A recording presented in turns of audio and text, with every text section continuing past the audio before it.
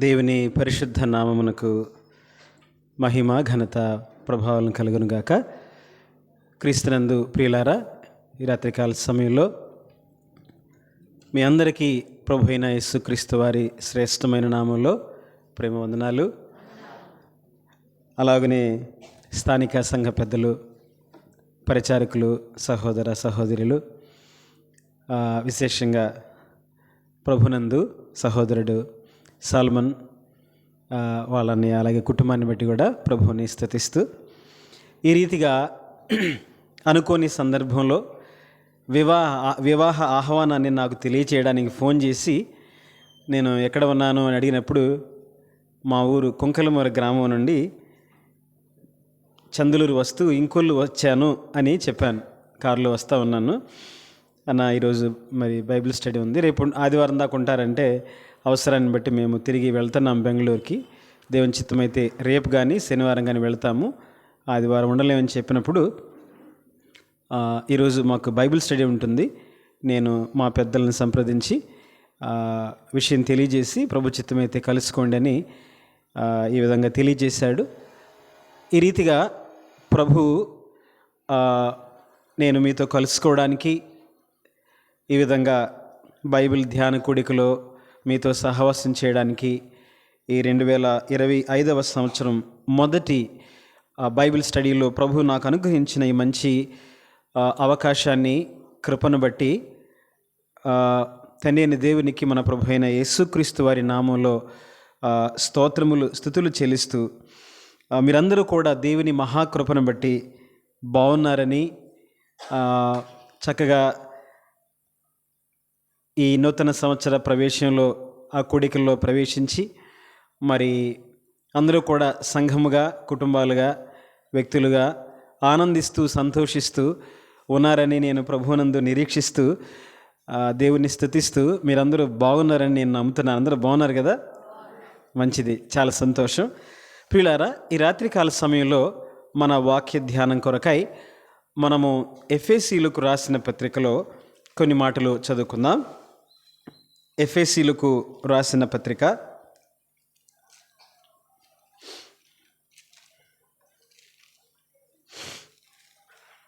2వ అధ్యాయము. ఎఫెసీయులకు రాసిన పత్రిక 2వ అధ్యాయము 11 నుండి 22 వచనాలలో ఉన్నటువంటి ఆ వాక్య భాగాలను మనము ఈ రాత్రి వేళ గమనిద్దాం. దయచేసి నేను త్వరగా ఆ వచనాలు చదువుతాను, మీరు గమనించాలని ప్రభునామంలో ప్రేమతో మనవి చేస్తూ ఉన్నాను. ఎఫెసీయులకు రాసిన పత్రిక 2వ అధ్యాయం 11వ వచనం నుండి 22వ వచనం వరకు.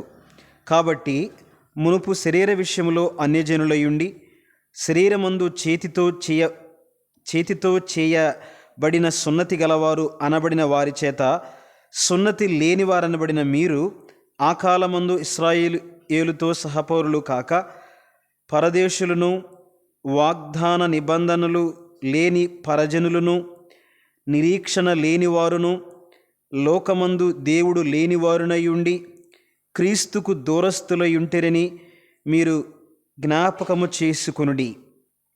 అయినను మునుపు దూరస్థులైన మీరు ఇప్పుడు క్రీస్తు యేసునందు క్రీస్తు రక్తము వలన సమీపస్థులై ఉన్నారు. ఆయన మన సమాధానమయుండి మీకును మాకును ఉండిన ద్వేషమును, అనగా విధి రూపకమైన ఆజ్ఞలు గల ధర్మశాస్త్రమును తన శరీరమందు కొట్టివేయుట చేత మధ్య గోడను పడగొట్టి మన ఉభయులను ఏకము చేసెను. ఇట్లు సంధి చేయుచు ఈ ఇద్దరిని తనయందు ఒక్క నూతన పురుషునిగా సృష్టించి, తన శిలువ వలన ఆ ద్వేషమును సంహరించి, దాని ద్వారా వీరిద్దరిని ఏక శరీరముగా చేసి దేవునితో సమాధాన పరచవలనని ఈలాగు చేసెను. గనుక ఆయనయే మనకు సమాధాన కారకుడై ఉన్నాడు. మరియు ఆయన వచ్చి దూరస్థులైన మీకును సమీపస్థులైన వారికిని సమాధాన సువార్తను ప్రకటించెను. ఆయన ద్వారానే మన ఉభయులము ఒక్క ఆత్మయందు తండ్రి సన్నిధికి చేరగలిగి ఉన్నాము. కాబట్టి మీరిక మీదట పరజనులను పరదేశులనై ఉండక పరిశుద్ధులతో ఏక పట్టణస్థులను దేవుని ఇంటివారునై ఉన్నారు. క్రీస్తు యేసే ముఖ్యమైన మూలరాయి అయి ఉండగా అపోస్తులులను ప్రవక్తలను వేసిన పునాది మీద మీరు కట్టబడి ఉన్నారు. ప్రతి కట్టడమును ఆయనలో చక్కగా అమర్చబడి ప్రభువునందు పరిశుద్ధమైన దేవాలయమగుటకు వృద్ధి పొందుచున్నది. ఆయనలో మీరు కూడా ఆత్మమూలముగా దేవునికి నివాస స్థలమై యుండుటకు కట్టబడుచున్నారు. చదువుబడిన లేఖన భాగములను దేవుడు ఆశీర్వదించి మనతో మాట్లాడునుగాక. చిన్న ప్రార్థన చేసుకుందాం. మహాపరిశుద్ధుడు అయిన ప్రేమగల తండ్రి, మహోన్నతమైన ఘనమైన శ్రేష్టమైన మీ నామమునకు మీ ప్రియకుమారుడు మా ప్రభు అయిన యేసుక్రీస్తు వారి ద్వారా కోట్ల కొలది స్తోత్రములు, స్తుతులు, కృతజ్ఞతాస్తుతులు చెల్లిస్తూ ఉన్నాం. మా దేవా, మా జీవితాల్లో మరొక దినము అనుగ్రహించి ఉదయం మొదలుకొని సాయంకాలం వరకు మమ్మల్ని అందరినీ మీ రెక్కల నీడలో కాచి కాపాడి ప్రతి విధమైన కీడు అపాయం నుంచి తప్పించి ఆయుష్ ఆరోగ్యం ఇచ్చి ప్రాణప్రాప్తులుగా నిలిపి మీ స్వరక్తమిచ్చి సంపాదించిన సంఘములో ప్రభువనైనా మేదరమెట్లో ఉన్న స్థానిక సంఘములో ఈ రాత్రి వేళ సాయంకాల సమయంలో బైబిల్ ధ్యాన కూడికలో మేము చేరి రావడానికి మీరు మాకు ఇచ్చినటువంటి గొప్ప కృపకై భాగ్యముకై మిమ్మల్ని ఎంతగానో స్తుతిస్తూ ఉన్నాం. మా రక్షకుడు, మా దేవుడు, మా ప్రాణప్రియుడు, మేమేమై ఉన్నామో అది కేవలము మీ కృప వలనే అని యేసు ప్రభువునందు మాకు అనుగ్రహించిన ఆత్మ సంబంధమైన ప్రతి ఆశీర్వాదాలను బట్టి పరలోక విషయములలో ఆత్మ సంబంధమైన ప్రతి ఆశీర్వాదాలను బట్టి ప్రభువా మీకు స్తోత్రం చెల్లిస్తూ ఉన్నాం నాయనా. దేవా, మా ప్రభువా, మా జీవితాల్లో మీ చిత్తము నెరవేర్చుటకై మా జీవితాల్లో గంభీరమైన శ్రేష్టమైన మీ సంకల్పాలు, మీ ఉద్దేశాలు మా జీవితాలలో నెరవేర్చుటకై మాకు ఆయుష్ ఆరోగ్యం ఇచ్చి మీ సంఘముగాను, మీ కుమారులు కుమార్తెలుగాను, మీ కుటుంబంగాను మమ్మల్ని మీరు అయా మాకు అనుగ్రహించిన మరొక దినము, ఈ నూతన సంవత్సరం, ఈ భాగ్యంకై స్తుతులు చెల్లిస్తున్నాం. ప్రభువా, ఈ సమయంలో చదువుబడిన లేఖన భాగముల్లో మీవి మేము మీ వారము ప్రభువానైనా అల్పుడను జ్ఞాపకం చేసుకుని మీ సులువు చాటున మరుగుపరిచి అయా మా ప్రభు ఈ సమయంలో శ్రేష్టమైన వాక్య భాగాలతో మమ్మలను మీరు బలపరచమని, తృప్తిపరచమని, వెలిగింపు నైనా మా ప్రభువా క్షేమాభివృద్ధి, హెచ్చరిక నైనా మీరు అనుగ్రహించమని ప్రార్థన చేస్తూ అన్ని విషయాలలో మా ప్రభు అయిన యేసుక్రీస్తు వారికి మహిమ, ఘనత, ప్రభావాలు ఆరోపించుకొనమని మీ సన్నిధి మాతో ఉంచమని మీ ప్రియకుమారుడు మా ప్రభు అయిన యేసుక్రీస్తు నామమున స్తుతించి ప్రార్థించి వేడుకుంటున్నాము తండ్రి. ఆమెన్. క్రీస్తునందు ప్రియులారా, మనం చదువుకున్న ఈ ఎఫెసీయులకు రాసిన పత్రిక అపోస్తలుడైన పౌలు బైబిల్ గ్రంథంలో క్రొత్త నిబంధనలో మనకున్నటువంటి 27 పుస్తకాలలో 9 పత్రికలు సంఘాలకు రాశాడు. రోమా పత్రిక నుండి మనం గమనిస్తే 2వ తెస్సలోనికయులకు రాసిన పత్రిక వరకు 9 పత్రికలు సంఘాలకు రాసినట్లుగా మనము గమనిస్తాం. ఈ 9 పత్రికల్లో కూడా మనము దేవుని ఆత్మ ద్వారా పరిశుద్ధాత్మ దేవుడు అపోస్తలుడైన పౌలును ఎలాగూ ఆయన్ని వాడుకొని ప్రేరేపించి బలపరచి దేవుని లేఖనాలు రాయడానికి, సంఘాలకు రాయడానికి, ఆయా సంఘాలు వారి ఆత్మీయ స్థితి, కొరింథీ సంఘం అక్కడున్న సమస్యలు, గలతీ లో ఉన్న సంఘం, అక్కడున్న సమస్యలు, ఎఫెసీయులకు రాసిన ఆ ఎఫెసీలో ఉన్న సంఘం, ఆ చుట్టుపక్కల ఉన్న సంఘాలు, ఈ విధంగా ఈ పలు సంఘాలకు ఆయన రాసిన పత్రికల్లో అక్కడున్నటువంటి వారి ఆత్మీయ స్థితిని, సమస్యలను, అబద్ధ బోధకులను, లేకపోతే వారు వేటి మీద లక్ష్యం ఉంచాలో ఇవన్నీ కూడా రాస్తూ ఈ సమస్యల్లో వారు ఏం చెయ్యాలి, లేకపోతే దేన్ని అవలంబించాలి, దేన్ని పట్టుకోవాలి, ఏ బోధ వారికి ఉండాలి అని దేవుడు చాలా చెప్పాలంటే ఒక బలమైనటువంటి శ్రేష్టమైనటువంటి బోధను ఈ పత్రికలను పౌలు గారి ద్వారా దేవుడు రాయించాడు. ఇందులో ఒక మనం గుర్తుపెట్టుకోవడానికి లేక ఎప్పుడు కూడా మన మనస్సుల్లో ఉంచుకోవడానికి బైబిల్ గ్రంథమంతా కూడా మనం ఎరిగినట్లుగా 66 పుస్తకాలలో 66 పుస్తకాలు కూడా ఎవరిని గురించి మాట్లాడుతున్నాయి అంటే యేసు ప్రభు స్వయంగా చెప్పాడు. లూకాసు వార్త 24వ అధ్యాయంలో చెప్పాడు. 2 సందర్భాల్లో ప్రభు చెప్తాడు. అదే అధ్యాయంలో ఏమన్నాడు? మోషే ధర్మశాస్త్రములోను, ప్రవక్తల గ్రంథములలోను, కీర్తనలలోను నన్ను గురించి వ్రాయబడిన సంగతులు నెరవేరినవి అంటాడు, లేక మీరు ఎరుగరా అంటాడు. అంటే ఈ 66 పుస్తకాలలో ప్రభు అయిన యేసుక్రీస్తు వారిని గురించినటువంటి శ్రేష్టమైన విషయాలు వ్రాయబడినట్లుగా, దేవుని గురించే, దేవుని కుమారుని గురించే, దేవుడు దేవునితో సమానుడైనటువంటి దేవుడైన ప్రభు అయిన యేసుక్రీస్తు వారిని గురించి ఈ 66 పుస్తకాలలో రాయబడినట్లుగా మనము గమనిస్తాం. ప్రభు అన్నాడు, పాత నిబంధన గ్రంథమంతా కూడా నా గురించి రాయబడిందని మీకు తెలియదా అని వారిని అడుగుతున్నాడు. అమ్మాయి మార్గంలో వెళుతున్నటువంటి ఇరువురిని అడిగాడు. క్రొత్త నిబంధనలో కూడా చూస్తే 4 సువార్తలు, అపోస్తుల కార్యముల గ్రంథం, అక్కడి నుంచి మిగతా పత్రికలన్నింటిలో కూడా మనం చూస్తే కూడా యేసు ప్రభువారిని గురించి ఉంటుంది.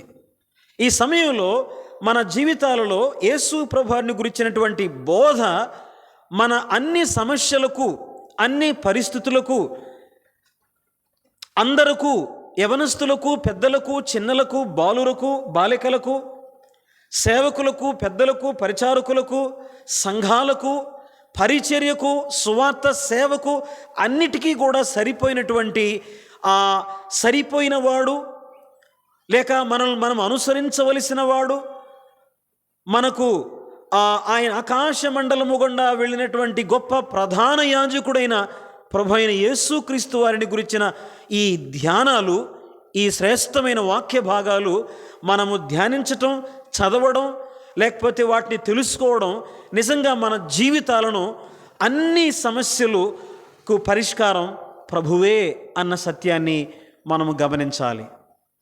కొన్ని సందర్భాల్లో చూస్తాం కదా, మరి ఆదివారం సంపూర్ణంగా మనం కొంతమంది ఎక్కువ మందిని చూస్తాం, విజ్ఞాపన కూడికలో తక్కువ మందిని చూస్తాం, ఇంకా ఏదైనా ఒకవేళ ప్రత్యేకమైన ప్రార్థనా కూడిక లేదా ఏదైనా ఉపవాస కూడిక అంటే ఇంకా తక్కువ మందిని చూస్తాం.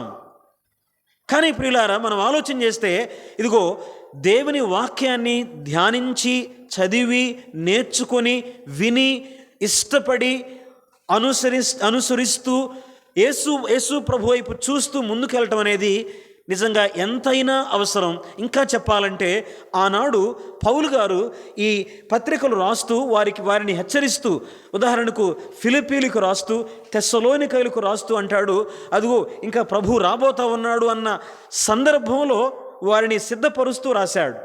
నాకు అనిపిస్తుంటుంది, ఆ దినాల్లో ఇదిగో రేపో ఎల్లుండో ఇంకా యేసు ప్రభు వస్తాడు, మీ వారెవరైనా ఒకవేళ చనిపోతే చింతపడబాకండి, మీరు కూడా అదిగో విగ్రహములను విడిచి జీవమగల దేవునిపు తిరిగారు, ఉగ్రత నుండి తప్పించే సత్యవంతుడిని దేవునిపు తిరిగారు కనుక మీరు మరి ఆయన రాబోతా ఉన్నాడని వారికి రాస్తున్నాడు కదా. అంటే వారిని అంతగా ప్రోత్సహిస్తూ రాస్తే యేసు ప్రభు రెండవ రాకడను సంఘమును గురించి ఎత్తబడే విషయాలు రాస్తే, మరి ఈ 2025 సంవత్సరంలో ప్రవేశించిన మనకు ఈ విషయాలు తెలుసుకోవడం మరి ఎంతైనా అవసరం. ఇంకా ఆ రోజుల్లోనే వారిని సిద్ధపరిచి రాశాడు. ఈ కృపాకాలంలో ఈ యొక్క మరి యేసు ప్రభు ఇంకా రాకడ, ఆయన రాబోతున్నాడు అన్న ఘడియల్లో ఉన్న మనము ఈ విషయాలు చదవటం, ధ్యానించటం, యేసు ప్రభు గురించిన బోధ వినటం, ఆయన్ని లక్ష్యం ఉంచటం, ఆయనలాగా ఉండాలని జీవించటం, ఆయన లక్షణాలు, ఆయన మహిమలు, ఆయన గొప్పతనం, ఆయన స్వరక్తం ఇచ్చి సంపాదించిన సంఘాన్ని గురించిన బోధ తెలుసుకోవడం ఎంతైనా అవసరం ప్రియులారా. కాబట్టి ఈ రాత్రికాల సమయంలో మనం చదువుకున్న ఈ ఎఫెసీ పత్రికలో ఈ 9 పత్రికల్లో, అంటే నేను చెప్పినట్టుగా ఈ 9 పత్రికల్లో ఆయన మొదటి మనం గమనించినట్లయితే ప్రియులారా, రోమీలకు రాసిన పత్రిక నుండి కూడా గలతీ పత్రిక వరకు కూడా మనం చూస్తే, రోమీలకు రాసిన పత్రిక, లేకపోతే 1 కొరింథీ, 2 కొరింథీ, గలతీయులు రాసిన పత్రిక, ఈ 4 పత్రికల్లో శిలువ మీద ఉన్న యేసు ప్రభువుని గురించి రాస్తూ ఉంటాడు. అంటే యేసు ప్రభువుని శిలువ మీద చూపిస్తూ ఉంటాడు. తర్వాత ఎఫెసీయులకు రాసిన పత్రికలో ప్రియులారా, ఆయన ఎఫెసీ రాసిన పత్రిక, అలాగే ఈ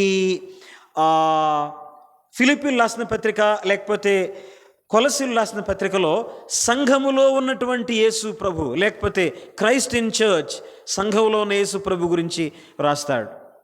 ఆ తర్వాత మనం చూస్తే ఆ మిగతా పత్రికల్లో చూసినట్లయితే ఇంకా 2 ఉన్నాయి కదా, మిగతా 4 + 3 7 + ఇంకా 2 9 పత్రికలు కదా నేను చెప్పింది.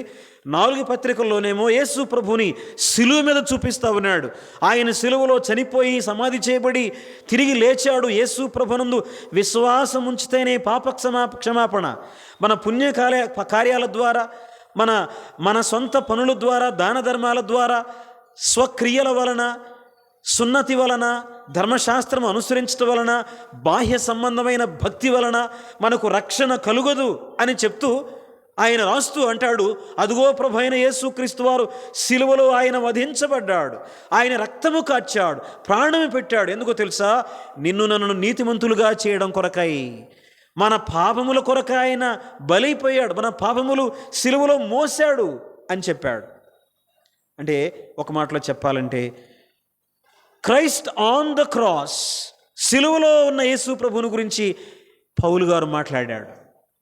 ఆ తర్వాత ఈ 3 పత్రికల్లో అదిగో క్రైస్ట్ ఇన్ చర్చ్ అన్నాడు, సంఘములో ఉన్నటువంటి యేసు ప్రభు గురించి. సంఘములో యేసు ప్రభువుకి ఎంత మహిమ, ఎంత ఘనత ఉందో ఆయన గురించి రాస్తూ ఎఫెసీ, ఫిలిప్పీ, కొలసీ పత్రికల్లో మాట్లాడుతున్నాడు.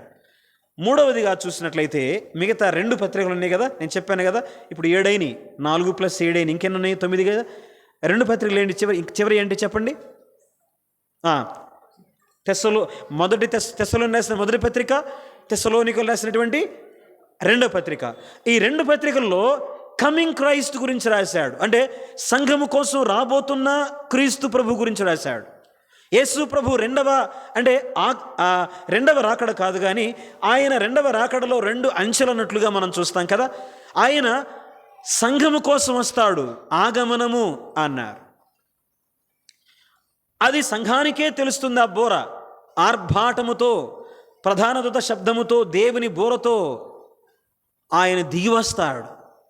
ప్రవచనాత్మకంగా నెరవేరబోతుంది. అదే ఇప్పుడు ఇంకా కొన్ని ఎప్పుడు జరుగుతుంది తెలియదు, కానీ ఇప్పుడు వాక్య ప్రకారంగా ఇక జరిగేది ఏంటంటే సంభవం, యేసు ప్రభు ఆర్భాటముతో అన్నాడు, దేవుని బోరతో ఆయన దిగి వస్తాడు సంఘం కోసం. ఆ సంభవాన్ని గురించి తెస్సలోనికలు రాసినటువంటి మొదటి పత్రిక, 2వ పత్రికలో చాలా స్పష్టంగా ప్రభు మన కోసం రాబోతున్నాడు అన్న విషయాన్ని చక్కగా రాశాడు, దేవుడు రాయించాడు. కాబట్టి ఈ పత్రికల్లో పౌలు గారు ఎవరి గురించి ప్రస్తావించాడో తెలుసా?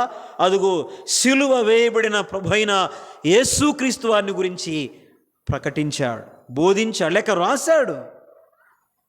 కాబట్టి ఈ రాత్రికాల సమయంలో ఈ 9 ఆ భాగాల్లో సంఘములో ఉన్న యేసు ప్రభువును గురించిన విషయాలు మనం చూస్తూ ఉన్నాం, చదువుకున్నాం. ఎఫెసీలకు రాసిన పత్రిక సంఘమును గురించి రాశాడు. అసలు ఎఫెసీ పత్రికలో ముఖ్యాంశం కూడా సంఘం అన్నాడు. సంఘాన్ని గురించిన శ్రేష్టమైన విషయాలు రాశాడు.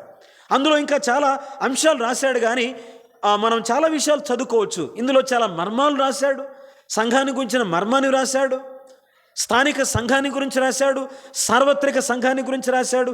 అయితే ఇవన్నీ చెప్పుకోవడం మనకి సమయం చాలదు. కానీ మన లక్ష్యము లేక మన ధ్యానము ఈ రాత్రివేళ మనం చదువుకున్నటువంటి పోర్షన్లో, అంటే ఎఫెసీయులకు రాసిన పత్రిక 2:11 నుంచి 22 వచనాలలో సంఘాన్ని గురించినటువంటి, అంటే సార్వత్రిక సంఘాన్ని గురించినటువంటి 4 మెటాఫర్స్ మనం చూద్దాం. 4 metaphors about the universal church. సార్వత్రిక సంఘాన్ని గురించి 4 విషయాలు ఇక్కడ రాస్తున్నాడు. ఆ విషయాలు మనం ధ్యానం చేయబోతా ఉన్నాం ప్రియులారా. కాబట్టి జాగ్రత్తగా ఈ మాటలు గమనించాలని ప్రభునామంలో ప్రేమతో మీకు నేను మనం చేస్తూ ఉన్నాను ప్రియులారా. ఈ అంతమాత్రమే కాదు, ఆ అంశంలోకి వెళ్ళబోయే ముందు మరికొన్ని విషయాలు కూడా నేను జ్ఞాపకం చేసి ముందుకు దాటిపోతాను. ఈ ఎఫెసీయులకు రాసిన పత్రికలో నేను చెప్పినట్లుగా దేని గురించి రాశాడు? ఎక్కువగా సంఘమును గురించి రాశాడు. యేసు ప్రభు స్వరక్తమిచ్చి సంపాదించిన సంఘం. యేసు ప్రభుకి చాలా ప్రియమైంది సంఘం. ఎందుకని? ఆయన సంఘము కోసం ఈ లోకమునకు దిగివచ్చాడు. సంఘము కోసం జగత్తు పునాది వేయబడక ముందే వధించబడిన గొర్రెపిల్లగా ఆయన చెప్పబడ్డాడు, నిర్ణయించబడ్డాడు, ఎన్నుకోబడ్డాడు. కాలము సంపూర్ణమైనప్పుడు ఈ లోకమునకు దిగివచ్చి కలువరి శిలువలో ప్రాణం పెట్టాడు. అది ముడత, మచ్చ, కళంకము లేనిదిగా ఉండునట్లు తన్ను తానే అప్పగించుకున్నాడు, సమర్పించుకున్నాడు, ప్రాణం పెట్టాడు సంఘం కోసం. ప్రియులారా, ఈ మాటలు మనం చదువుతున్నప్పుడు ఈ రాత్రి వేళ దేవుడు ఎంతగా సంఘమును ప్రేమించాడో, ఆ సంఘములో ఉన్నటువంటి నిన్ను నన్ను ఎంత ప్రేమించాడో, దేవుడిని ఎంత ప్రేమించాడో ఒక్కసారి నువ్వు ఆలోచన చేయాలి, నేను ఆలోచన చేయాలి. మనల్ని దేవుడు చాలా ఎక్కువగా ప్రేమించాడు.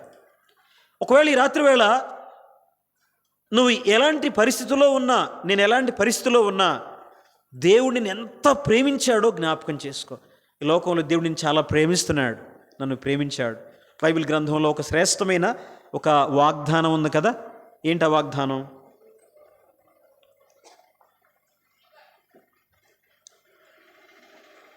పాత క్రొత్త నిబంధనలో చెప్పబడిన వాగ్దానం.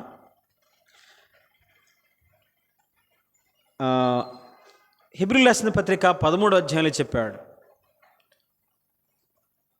చూడండి. హెబ్రీయులకు రాసిన పత్రిక 13వ అధ్యాయం వచనం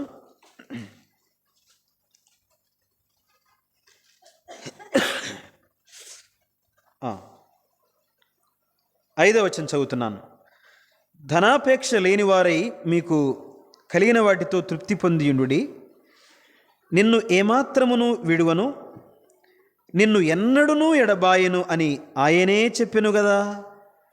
కాబట్టి ప్రభువు నాకు సహాయుడు, నేను భయపడను. నరమాత్రుడు నాకేమి చేయగలడు అని మంచి ధైర్యముతో చెప్పగలవారమై ఉన్నాము. ప్రియులారా, నిన్ను ఏమాత్రమును విడువను, నిన్ను ఎన్నడూ ఎడబాయను అని ఆయనే చెప్పాను కదా. ప్రియులారా, నిన్ను ఏమాత్రము విడువను, ఎన్నడూ ఎడబాయనుని దేవుడు మరలా ఈ వాగ్దానమును మనతో జ్ఞాపకం చేస్తున్నాడు. సంవత్సరాలు మారినా, కాలాలు మారినా, ప్రజలు మారినా, మనుషులు మారినా, నిన్ను ఎన్నడూ ఎడబాయను, నిన్ను విడువను అని చెప్తున్నాడు. నేను నీలో ఉన్నాను, నీతో ఉంటాను, నీ ప్రక్కన, నీ కుడి ప్రక్కన, ఎడం ప్రక్కన, నీ ముందు నడుస్తా, నీ వెనుక పార్శ్వం నీ మీద ఉంటా అన్నాడు. పగలు మేఘస్తంభం, రాత్రి అగ్నిస్తంభంగా ఉంటా అన్నాడు. దేవుడు నీతో, నాతో, మనందరితో సారిసారికి ఆయన మాటలు జ్ఞాపకం చేస్తున్నాడు. నేను నిన్ను ఏమాత్రమును విడువను, నిన్ను ఎన్నడూ ఎడబాయను. మనుషులు విడవచ్చేమో, మనుషులు ఎడబాయొచ్చేమో. ప్రియులారా, మన ప్రభువు ఎంత ప్రేమిస్తూ ఉన్నాడు, ఎంత గొప్ప దేవుడో ఈ మాటలు జ్ఞాపకం చేసుకుని మనం ముందుకు సాగిపోయే వారంగా ఉండాలి. ఈ విధంగా ఈ ఎఫెసీయులకు రాసిన పత్రికలో నేను జ్ఞాపకం చేసినట్లుగా ప్రియులారా, సంఘము అనే అంశం చాలా ముఖ్యమైన అంశంగా చెప్పాడు. 4 మెటాఫర్స్గా చెప్పాడు. అంటే 4 ఒక చిత్రపటాలుగా, ఒక రూపాలుగా ఇక్కడ చెప్పాడు. దేన్ని, ఏ సంఘాన్ని గురించి చెప్పాను నేను? ఈ 2వ అధ్యాయంలో చెప్పాడు. స్థానిక సంఘమా, సార్వత్రిక సంఘమా? సార్వత్రిక సంఘాన్ని గురించి 2వ అధ్యాయంలో 4 పటాలు లేక 4 మాటలు చెప్పాడు. అంతమాత్రం కాదు, కానీ ఈ సంఘాన్ని లేక సంఘమును గురించిన విషయాన్ని ఇంకా వధువు సంఘముగా కూడా జ్ఞాపకం చేశాడు. 5వ అధ్యాయంలో మనం చూస్తాం. అక్కడ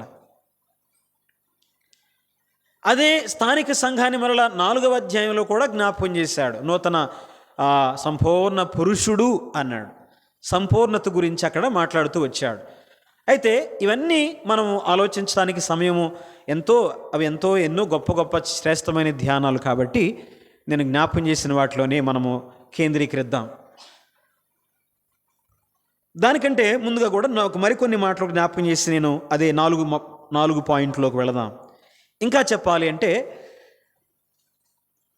8 లేక ఒక 7 మాటలు పా అనే మాట మీద ఈ గ్రంథంలో లేక ఈ పత్రికలో శ్రేష్టమైన మాటలు మనం వెతుక్కుంటే దొరుకుతాయి ప్రియులారా. ఏంటంటే 7 మాటలు నేను జ్ఞాపకం చేస్తాను.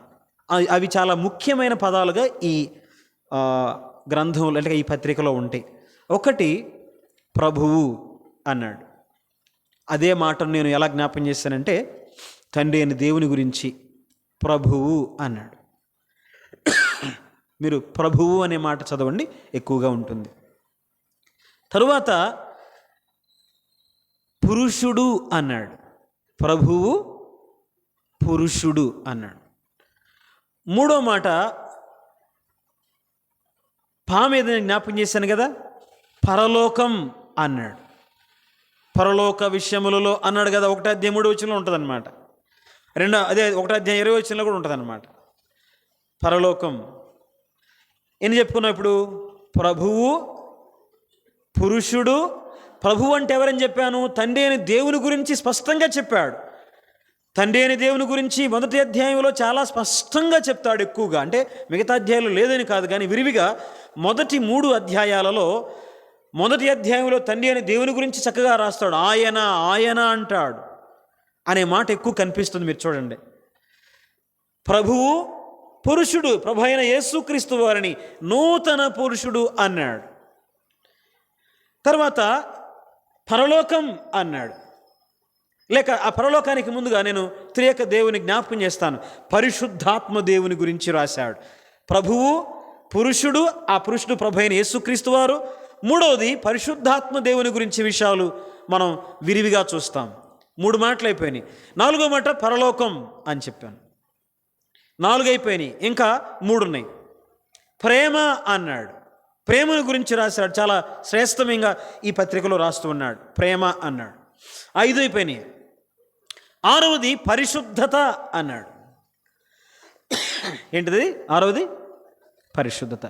7వది పరిపూర్ణత, అంటే కంప్లీట్నెస్ గురించి. నేను పరిపూర్ణత అనే పదం ఇచ్చాను. మనకి బైబిల్ గ్రంథంలో సంపూర్ణత అనే మాట, సంపూర్ణం అనే మాట మనం చాలా చక్కగా చూస్తాం ప్రియులారా. కంప్లీట్ అన్నాడు ఇంగ్లీష్లో. ఒకసారి మరలా ఆ మాటలు చెప్పుకుందామా? మొదటి మాట ప్రభువు పురుషుడు, పరిశుద్ధాత్మదేవుడు, పరలోకం, ప్రేమ, పరిశుద్ధత, పరిపూర్ణత. ముఖ్యాంశాలు.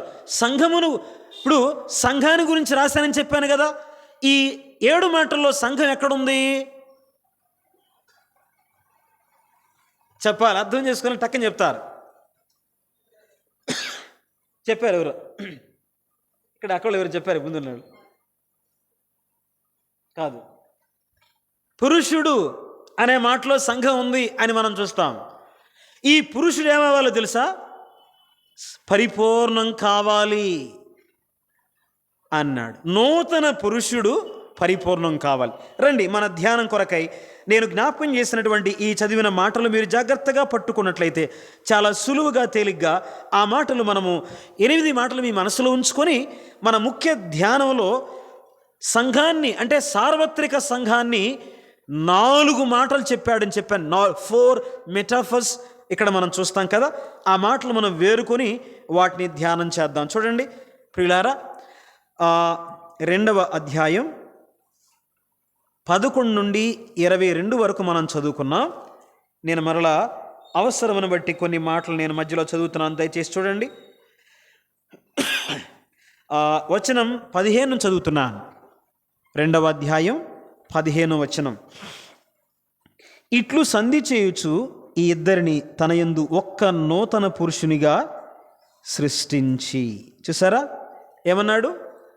ఈ ఇద్దరిని సంధి చేయొచ్చు అన్నాడు.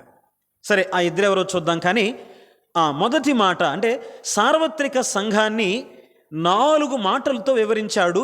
ఆ మొదటి మాట ఏంటంటే నూతన పురుషుడు అన్నాడు, న్యూ మ్యాన్ అన్నాడు.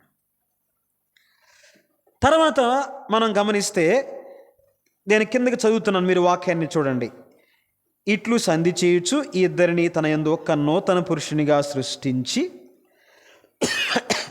తన శిలువ వలన ఆ ద్వేషమును సంహరించి దాని ద్వారా వీరిద్దరిని ఏక శరీరముగా చేసి. ఈ ఏక శరీరం అనే మాట ఆ నూతన పురుషుందే, వేరే మాట ఏం కాదు. నూతన పురుషునికి ఏముంది? శరీరం ఉంది. ఇప్పుడు పురుషుడు అంటే ఏంది? శరీరం ఉంటుంది కదా, తలకాయ ఉంటుంది, శరీరం ఉంటుంది. సో ఏక శరీరముగా చేసి దేవునితో సమాధాన పరచవలనని ఇలాగు చేసెను. గనుక ఆయనయే మనకు సమాధాన కారకుడై ఉన్నాడు. మరియు ఆయన వచ్చి దూరస్థులైన మీకును సమీపస్థులైన వారికిని సమాధాన సువార్తను ప్రకటించెను. ఆయన ద్వారానే మనము ఉభయులము ఒక్క ఆత్మయందు తండ్రి సన్నిధికి చేరగలిగి ఉన్నాము. కాబట్టి మీరిక మీదట పరజనులను పరదేశులనై ఉండక పరిశుద్ధులతో ఏక పట్టణస్థులను. చూసారా? మరొక మాట, 2వ మాట, వీరిద్దరిని ఏకం చేసి నూతన పురుషుణ్ణి చేశాడు అన్నాడు. మొదటి మాట అంటే సార్వత్రిక ప్రపంచ దేశంలో ఉన్న అన్ని స్థానిక సంఘాలను ఆ సంఘాల్లో ఉన్న పరిశుద్ధులను కలిపితే ఏర్పడేది సార్వత్రిక సంఘం. యేసు ప్రభు ఆయన సంఘం కోసం వచ్చినప్పుడు ప్రపంచవ్యాప్తంగా ఉన్న యేసు ప్రభు రక్తములో కడుగబడి బాప్తిసం పొంది సంఘంలో చేర్చబడి క్రమముగా దేవుణ్ణి ఆరాధిస్తూ పరిశుద్ధంగా తమ జీవితాలను కాపాడుకుంటూ దేవుణ్ణి వెంబడిస్తూ ఉన్నవారు ఎత్తబడతారు. వారిలో ప్రపంచంలో ఉన్న అన్ని సంఘాల్లో ఉన్నవారు నిజంగా ప్రభు నమ్ముకున్నవారు, నీతిమంతులైన వారు, పరిశుద్ధులైన వారు, వాళ్ళు గువ్వల వలె ఎగిరి అదుగు మొదట క్రీస్తునందు మృతులైన వారు మొదట లేస్తారు. ఆ తర్వాత సజీవుల మనము కూడా మార్పు చెంది వారితో కలిసి ప్రభువుని ఎదుర్కొంటాం అన్నాడు.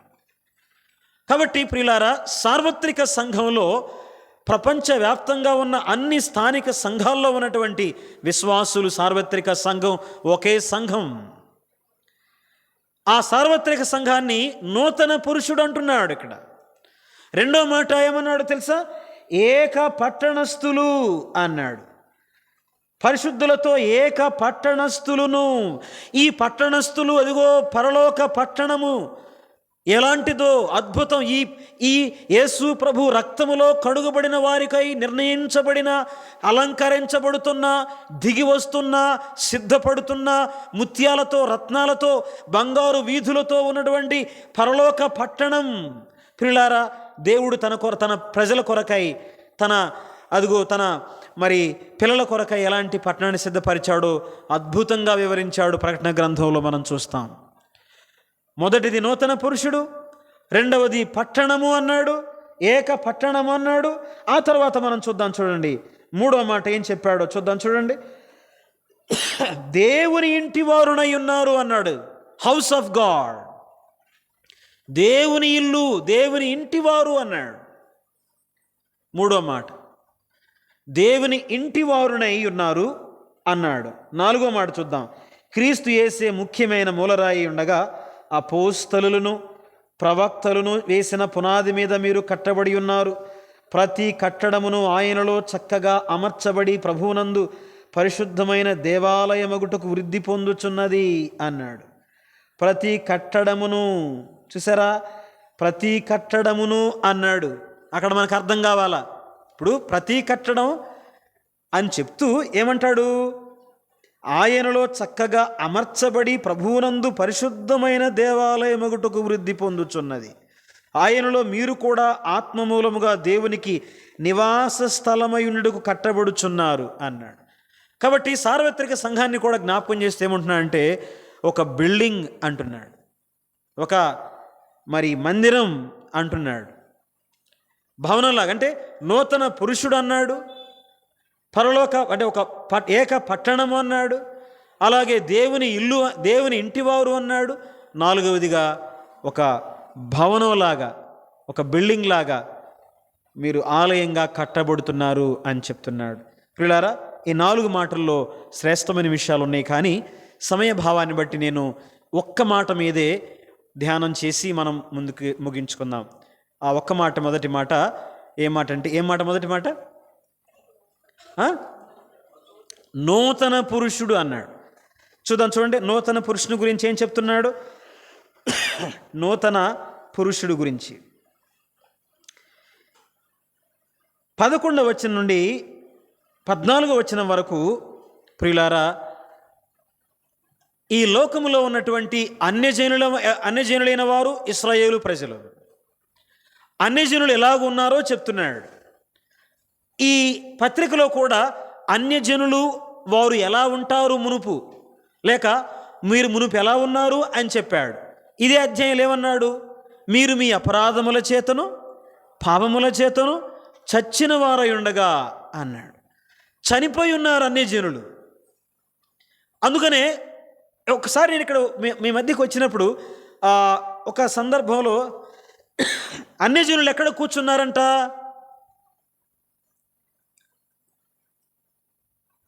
అన్యజనులు మత్తయి సువార్త 4వ అధ్యాయంలో చెప్పాడు, వారు మరణ ఛాయలో, చీకటిలో కూర్చున్నారు, మరణ ఛాయలో కూర్చున్నారు. అదే ఈ 4వ అధ్యాయంలో అన్యజనులు ఎట్లా ఉన్నారు? అంధకారమైన మనస్సు కలిగి ఉన్నారు, హృదయ కాఠిన్యం ఉంది, మనస్సునకు వ్యర్థత ఉంది. యూదులైన వారు, ఇశ్రాయేలు ప్రజలు, అబ్రహామును పిలిచి దేవుడు అబ్రహామును ఏర్పరచుకొని అబ్రహాము సంతానము నుండి ఇశ్రాయేలు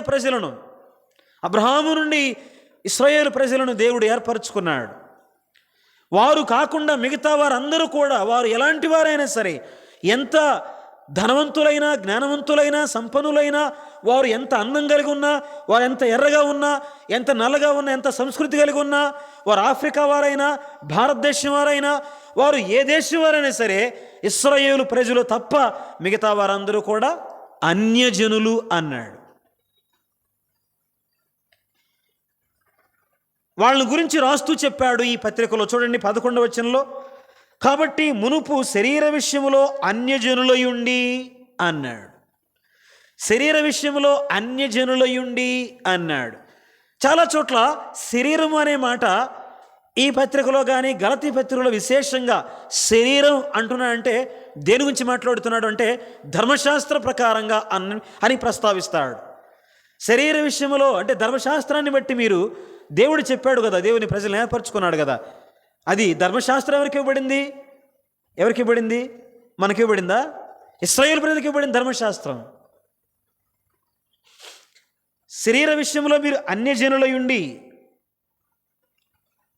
అని చెప్తున్నాడు. శరీరమందు చేతితో చేయబడిన సున్నతి గలవారు అనబడిన వారి చేత సున్నతి లేనివారు అనబడిన మీరు అన్నాడు. ఇశ్రాయేలు ప్రజలు అంటారు, అయ్యా అన్యజనులందరూ కూడా వారు సున్నతి లేనివారు అంటారు మనల్ని. ప్రపంచవ్యాప్తంలో ఉన్న ప్రతి ఒక్కరిని కూడా వారికి చేతితో చేయబడిన సున్నతి ఉంది అన్నాడు, గురుతు ఉంది అన్నాడు. దేవుని ఇంటిలో చేర్చబడిన వారు అన్నాడు. మీరు ఆ కాలమందు ఇశ్రాయేలుతో సహపౌరులు కాక పరదేశులుగా ఉన్నారు. వాగ్దాన నిబంధనలు లేని పరిజనులు, వాగ్దాన నిబంధనలు లేని పరిజనులను, వాగ్దానాలు లేవు, నిబంధనలు లేవు మనకి, పరిజనులను, నిరీక్షణ లేని వారు, అసలు నిరీక్షణే లేదు. ఒక రక్షకుడు గురించి, రక్షణను గురించి, భవిష్యత్తును గురించి ఒక నిరీక్షణే లేదు అసలు మనకి అన్నాడు. అవును ప్రియులారా, ఈ లోకంలో దేవుని ఎరుగుని వారికి అసలు నిరీక్షణే లేదు. తెగిపోయిన గాలిపటంలాగా ఉంటారు వాళ్ళు. తెగిపోయింది గాలిపటం. ఇప్పుడు గాలిపటం చేతిలో ఉంటే దాన్ని మనం ఒక డైరెక్షన్లో పైకి తీసుకొస్తూ ఉంటాం. ఒక ఓడ కూడా దానికి చుక్కాని ఉంటుంది, లంగరేస్తారు, నిలుపుతారు. అలాగే దేవుణ్ణి ఎరుగని వారు కూడా తెగిపోయిన గాలిపటం వలె పరజనులుగా, వాగ్దాన నిబంధనలు లేనివారుగా, ఒక హద్దు లేనివారుగా, ఒక గురి లేనివారుగా, మనస్సు యొక్కయు శరీరం యొక్కయు కోరికలు నెరవేర్చుకొనుచు స్వభావ సిద్ధంగా దైవోగ్రతకు పాత్రులై, వాత వేయబడిన మనస్సాక్షి గలవారై, లేకపోతే శరీరం మీద ఏ విధంగా కొన్నిసార్లు చర్మ వ్యాధిలాగా వచ్చి అది అట్లాగే పట్టుకొని ఉంటుందో మనస్సునకు వ్యర్థత కలిగిద్దంట. కావాలని సత్య నిజమైన దేవుని చాలామంది ఎరిగి కూడా వద్దంటారు. ఇప్పుడు నిద్రపోయేవాళ్ళు లేపచ్చు, నిద్రపోతూ నటించేవాళ్ళు లేపచ్చా? అస్సలు లేపలేం. అలాగే చాలామంది కూడా నిజమైన దేవుని గురించి, పరిశుద్ధత గురించి, నీతిని గురించి, భక్తిని గురించి, అదుగో లోక రక్షకుడైన ప్రభు అయిన యేసుక్రీస్తు వారు కలవరి శిలువలో రక్తము కార్చి ప్రాణం పెట్టాడు, ఆయనే నిజమైన దేవుడు, నిత్య జీవం ఇస్తాడు, అమ్మ అయ్యా నమ్ముకో, ప్రభు నమ్ముకో, నీ జీవితాన్ని మార్చుకో అని చెప్పినా కూడా, వారి మనస్సుల్లో ఒప్పించబడుతున్నా కూడా వాత వేయబడినట్లుగా వాళ్ళు ఎట్లా ఉంటారంట? ఇది అధ్యాయంలో చెప్పాడు కదా, 4వ అధ్యాయంలో చూడండి, 4వ అధ్యాయం 18వ వచనం ఏమన్నాడు చూడండి. ఎవరైతే వారు కాబట్టి అన్యజనులు అన్నాడు 17వ వచనంలో, ఎఫెసీ 4:17లో. కాబట్టి అన్యజనులు నడుచుకున్నట్లు మీరికమే నడుచుకొనవలదని ప్రభునందు సాక్ష్యం ఇచ్చుచున్నాను. వారైతే అంధకారమైన మనస్సు గలవారై తమ హృదయ కాఠిన్యము వలన, తమలోనున్న అజ్ఞానము చేత దేవుని వలన కలుగు జీవములో నుండి వేరు పరచబడిన వారై తమ మనసును కలిగిన వ్యర్థత అనుసరించి నడుచుకొనుచున్నారు. మనసునకు వ్యర్థత. ఈ మాటల అర్థాన్ని మనం గ్రీకులో ఇంకా చూసినట్లయితే, ఈ వ్యర్థం ఏంటంటే ఒక మెడికల్ టర్మ్ లాగా. ఎట్లంటే వాళ్ళు అంటే ఇదేదో వచ్చింది వాళ్ళంతటి వాళ్ళే, అంటే ఎరిగి కూడా విన్నా కూడా, అయ్యా ప్రభు నమ్ముకో, ఈయన నిజమైనది, నీ జీవితాన్ని మార్చేవాడు, నీ చెడులవాట్లు మాన్పించేవాడు, నరకాన్ని, ఉగ్రతను, పాపాన్ని, శాపాన్ని తొలగించేవాడు.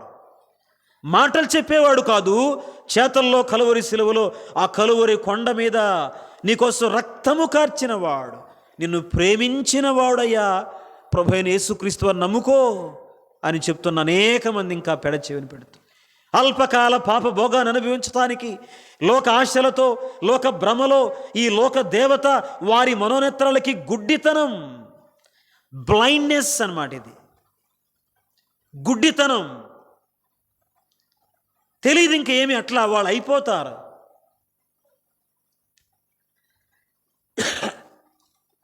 ఇంకా ఏమన్నాడు, అన్యజనులు ఎట్లా ఉన్నారో చూడండి. ఇంకా ఏమన్నాడు వారి గురించి చెప్తూ, వారి గురించి ఇక్కడ చాలా కొన్ని మాటలు వివరిస్తూ ఉంటాడు ప్రియులారా.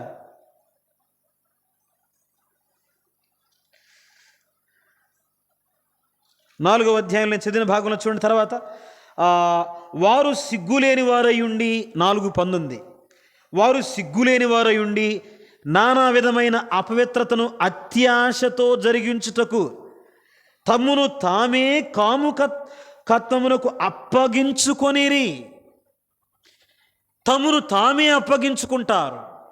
దేవుడు వద్దన్నవారు, దేవుణ్ణి ఎరుగనివారు, దేవుణ్ణి గూర్చి విని కూడా వాళ్ళు దేనికి అప్పగించుకుంటున్నారు? ఎంత మరి తమను తామే కాముకత్వం అప్పగించుకొనిరి అన్నాడు. కాబట్టి ప్రియులారా, అలాంటి ఘోరమైన కావున మునుపటి ప్రవర్తన విషయంలో 22 వచనం, కావున మునుపటి ప్రవర్తన విషయంలోనైతే మీ మోసకరమైన దురాశ వలన చెడిపోవు మీ ప్రాచీన దురాశలతో ఉంటారు. పాపం మనల్ని ఈడ్చుకెళ్తూ ఉంటుంది. లోకం, శరీరం, సాతాను అనేక మందిని ఈ లోకంలో పాపానికి, బానిసకు, లేకపోతే తెలియకుండా ఒక బానిసత్వానికి ఈడ్చుకెళ్తున్న సంగతి వాళ్ళకి తెలియదు ప్రియులారా. కాబట్టి అన్యజనులు ఎలా ఉన్నారంటే ఎంత ఘోరంగా ఉన్నారో మనం ఇక్కడ చూస్తూ ఉన్నాం. సిగ్గులేని వారని చెప్తున్నాడు. అపవిత్రతను అత్యాశతో, ఎట్లా అంట, అపవిత్రమైన పనులు చేయడానికి వీరెట్లా అత్యాశతో. ప్రభునందు దైవ గ్రంథం సెలవిస్తా ఉంది ఇర్మీయా గ్రంథంలో, అదుగో కిటికీలలో రాత్రిపూట కిటికీల్లో చూస్తూ ఉంటాడంట అపవాది. ఏ సంధ్యవేళ ఏ యవనస్తుడు దొరుకుతాడా, ఏ బుద్ధి లేనివాడు దొరుకుతాడా అని వేశ్యలు. ప్రియులారా, ఈ లోకంలో అనేక చోట్ల మనుషులను పాడు చేయడానికి, యవనస్తులను పాడు చేయడానికి వారి కాలంట ఇంట నిలవదంట. వేశ్య కాలు ఇంట నిలవదు. ఆయిల్లు ఆ సందు ఈ సందు, ఆ సెంటర్ ఈ సెంటర్. ఓ ప్రియులారా, అత్యాశక్తితో నానా విధమైన ఈ లోకంలో చూస్తూ ఉన్నాం. అంటే ఈ మాట ఎందుకు జ్ఞాపకం చేస్తున్నానంటే ప్రియులారా, నూతన పురుషుణ్ణి చేయడానికి మనల్ని ఎక్కడ ఉన్నవారం, నీవు నేను ఒకప్పుడు అపరాధముల చేత, అదో నేను కూడా చదువుకునే కాలేజీ రోజుల్లో, నేను బీటెక్ చదువుతూ భీమవరంలో ఉన్నప్పుడు యవన కాలంలో దేవుడు నేను నా ఇష్టానుసారంగా తిరుగుతూ, లేక చెడు అలవాట్లకు బానిసైపోయి, లేక చెడుట్లు చేస్తూ చేస్తూ చేస్తూ ఒక మరి అలాంటి యవన కాలంలో చెడిపోతున్న సమయంలో దేవుడు నన్ను దర్శించాడు, రక్షించాడు. నా పాప నాకు తెలియజేశాడు. పరిశుద్ధ యవనస్తులైన పరిశుద్ధుల సహవాసంలో దేవుడు నన్ను దర్శించి నాలో ఏం జరుగుతుందో, నేనేం చేస్తున్నానో నాకు చూపించాడు. నేను పాపాలు ఒప్పుకుంటే, మోకరించి పాపాలు ఒప్పుకుంటుంటే నేను చేసిన పాపాలన్నీ జ్ఞాపకం చేశాడు దేవుడు నాకు. చివరికి ఒకవేళ ఏదైనా పెన్ను ఏదైనా దొంగతనం చేసింది కూడా స్కూల్లో జాండ్రపేటలో చదువుకున్నప్పుడు ఏం దొంగతనం, దాన్ని కూడా జ్ఞాపకం చేశాడు నాకు. ప్రియులారా, నన్ను అలాంటి స్థితి నుండి రక్షించాడు. నూతన పురుషులర్థం కావాలంటే మీరు జ్ఞాపకం చేసుకోండి అన్నాడు. ఇక్కడే ఒక మాట అన్నాడు కదా, చూడండి ఏ జ్ఞాపకం చేసుకోవాలన్నాడు ఆ మాట కొద్దాం. చూడండి, ఈ విధంగా అన్యజనులు ఎట్లా ఉంటారు ప్రియులారా, అసలు చాలా ఎంత ఘోరమైనటువంటి అపవిత్రత, నానా విధమైన అపవిత్రత అత్యాశక్తితో జరిగించుటకు తమ్మును తామే కాముకత్వమునకు అప్పగించుకొనిరి. అయితే తర్వాత ఒక శ్రేష్టమైన మాట చెప్పాడు, అయితే మీరు యేసును గూర్చి విని ఆయన యందలి సత్యము ఉన్నట్టుగానే ఆయన యందు ఉపదేశింపబడిన వారైన ఎడల మీరు అలాగూ క్రీస్తు నేర్చుకున్నవారు కారు. చూసారా, మీరైతే అని చెప్తున్నాడు. మీరు క్రీస్తును విన్నారు, క్రీస్తును నేర్చుకున్నారు అన్నాడు. ఎంత గొప్ప మాటలు ప్రియులారి మాటలు. క్రీస్తుని గురించి వినటం, క్రీస్తుని గురించి నేర్చుకోవడం అన్నాడు. ఏదో బ్రెయిన్లో అంటే మెదడులో జ్ఞాన సముపార్జన కాదు, కానీ దేన్ని నేర్చుకోవాలి, భక్తి జీవితంలో అవలంబించటానికి ఆ పాఠాలుగా, లేకపోతే మన దైనందిన జీవితంలో యేసు ప్రభువుని ప్రేమించి వెంబడించి అనుసరించడానికి, ఆయన మహిమలను, ఆయన లక్షణాలను, ఆయన శ్రేష్టతను ఎరిగి ఆరాధించి అనుసరించడానికి ఆయన మనం నేర్చుకోవాలి. కాబట్టి ప్రియులారా, పౌలు రాస్తూ అంటున్నాడు, అన్యజనులు మీరు ఎలా ఉన్నారో తెలుసా, పరజనులు, వాగ్దాన నిబంధనలు లేనివారు అంటూ ఇంకేమన్నాడు తెలుసా, చూడండి. ఆ తర్వాత అంటాడు, పరజనులను, నిరీక్షణ లేనివారును, లోకమందు దేవుడు లేనివారునై, అసలు దేవుడు లేనివారుగా ఉన్నారు. ఆ తర్వాత అంటాడు, క్రీస్తుకు దూరస్తులై ఉంటారని మీరు జ్ఞాపకము జ్ఞాపకం చేసుకోండి అంటున్నాడు. అంటాడు తర్వాత, అయినను మునుపు దూరస్తులైన మీరు ఇప్పుడు క్రీస్తు యేసునందు క్రీస్తు రక్తము వలన, క్రీస్తు యేసునందు క్రీస్తు రక్తము వలన సమీపస్తులై ఉన్నారు. ప్రియులారా, దూరస్తులు. పాత నిబంధన గ్రంథంలో ప్రత్యక్ష గుడారంలో అన్యజనుల స్థానం ఎక్కడ ఉంటుంది? బయటే ఉంటుంది వాళ్ళది, లోపలికి ప్రవేశం లేదు వాళ్ళకి.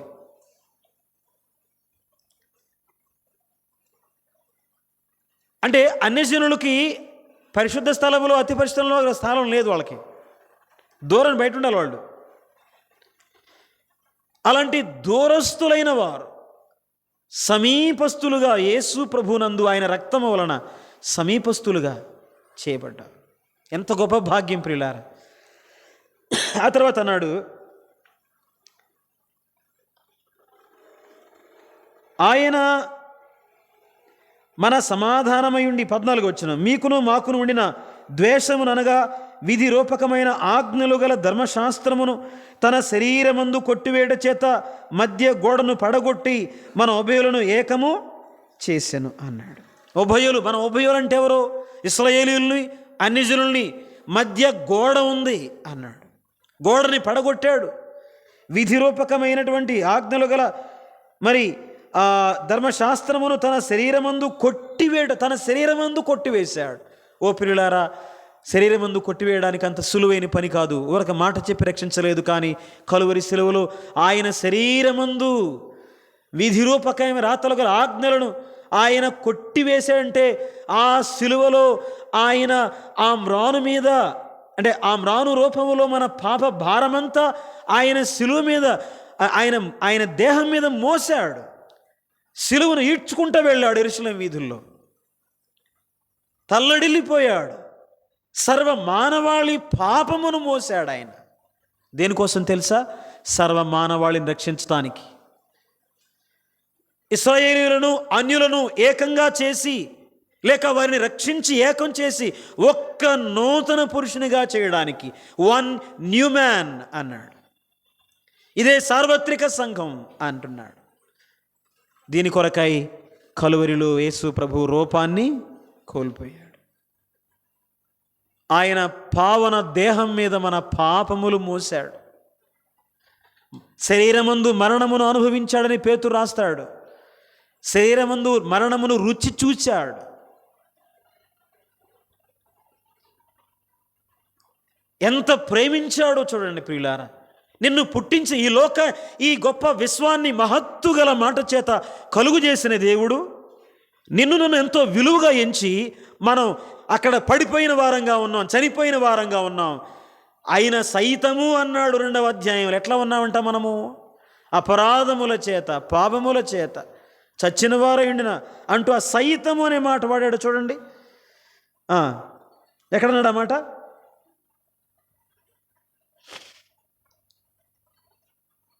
రెండవ అధ్యాయం మనం చూడండి 3వ వచనంలో, వారితో కలిసి మనమందరమును శరీరము యొక్కయు మనస్సు యొక్కయు కోరికలు నెరవేర్చుకొనుచు మన శరీరాశను అనుసరించి మునుపు ప్రవర్తించు కడమ వారి వలె స్వభావసిద్ధముగా దైవగ్రతకు పాత్రలమై ఇంటిమి. అయినను దేవుడు కరుణా సంపన్నుడై ఉండి మనం మన అపరాధముల చేత చచ్చిన వారం ఎండినప్పుడు సైతము, చూసారా, అయినను సైతము అంటే ఒక పక్క ఇంకా చచ్చిపోయి, అంటే ఉదాహరణ చెప్తున్నంటే, వాస్తవం చెప్పాలంటే ఇంకా ఇప్పుడు చచ్చిపోయి పడిపోయి అంటే అర్థం ఏంటి అసలు వాస్తవంగా? ఎంతో ఇంకా చెప్పాలంటే ప్రియులారా, మన పరిస్థితి అలా ఉంది. మీరు మీ అపరాధముల చేత, పాపముల చేత యేసు ప్రభుని నమ్మని వారు ఒకవేళ ఎంతో జ్ఞానంగా ఉండొచ్చు, తెలివితేటలుగా ఉండొచ్చు, ఈ లోకలు ఎంతో సంపాదించవచ్చు, ఏమైనా చేయొచ్చు, వారు ఆత్మీయంగా చనిపోయి ఉన్నారు. వాళ్ళు ఇంకా దేవునికి మనస్సు ఇవ్వలేదు, దేవునికి హృదయాన్ని ఇవ్వలేదు. వాళ్ళు ఇంకా ఈ లోకంలో ఏందో అన్నట్టుగా తిరుగుతూ ఉన్నారు ప్రియులారా. ఈ రాత్రి వేళ ఎవరైనా ఒకవేళ ఉన్నారా అలాంటి వాళ్ళు? ఇంకా యేసు ప్రభు నిజంగా నమ్ముకోకుండా, పాపక్షమాపణ పొందకుండా ఈ లోకంలో సాగిపోతూ అనుభవించాలి, తిరగాలని ఉన్నావా?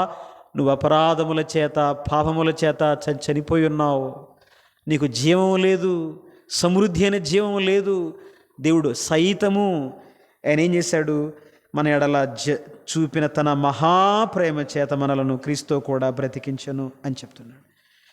కాబట్టి ప్రియులారా, ఈ రాత్రికాల సమయంలో ఈ రీతిగా ఆ ఇశ్రాయేలు ప్రజల్ని, అన్యుల్ని ఏకం చేసి ఆయన శిలువ రక్తము చేత ఏ విధంగా ఏకం చేశాడో చెప్పాడు. క్రీస్తునందు ఆయన రక్తము చేత విమోచించిన వారిని ఒక సంఘముగా, నూతన పురుషునిగా చేశాడు అని చెప్తూ వచ్చాడు. కాబట్టి ఈ మాటలు మనం చదువుతున్నప్పుడు, ఈ మాటలు మనం ధ్యానం చేస్తూ ఉన్నప్పుడు, ప్రభునందు ప్రియులారా, ఈ నూతన పురుషుణ్ణి చేశాడు. ఆ నూతన పురుషుణ్ణి సంఘము అన్నాడు. ఆ సంఘమునకు శిరస్సు ఎవరు? ప్రభు అయిన యేసుక్రీస్తు వారు అన్నాడు. ఆ శరీరం ఎవరు అంటే సంఘము అన్నాడు. ఈ మొత్తాన్ని పురుషుడు అన్నాడు. అందుకని 7 మాటల్లో 2వ మాట పురుషుడు అన్నాను. నూతన పురుషుడు లేక పురుషుడు, పరిశుద్ధుడైన పురుషుడు, పాప పురుషుడు అన్నాడు. ఎక్కడున్నాడు పాప పురుషుడు? తెస్సలోనికయులకు రాసిన 2వ పత్రిక.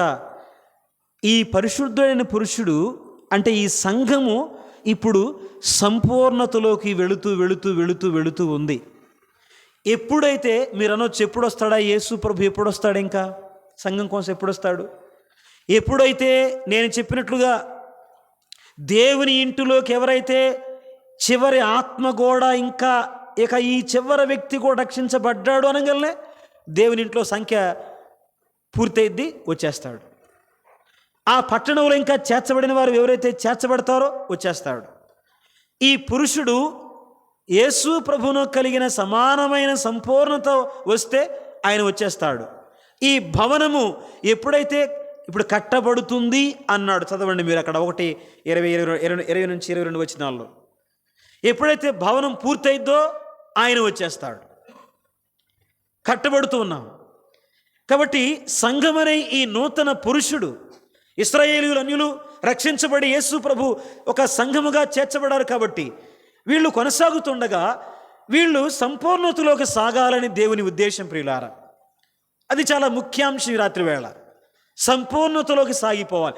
నూతన పురుషుడు సంపూర్ణతలోకి సాగాలి.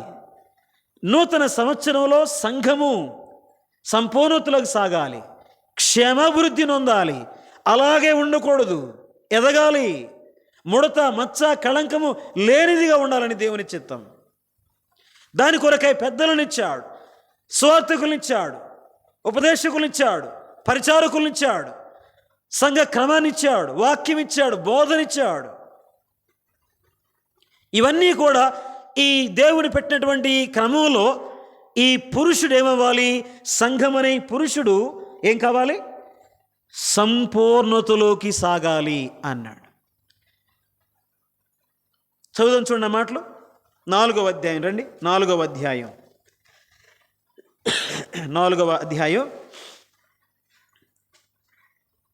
11 నుంచి నేను చదువుతున్నాను చూడండి. ఎఫెసీయులకు రాసిన పత్రిక 4వ అధ్యాయం 11వ వచనం.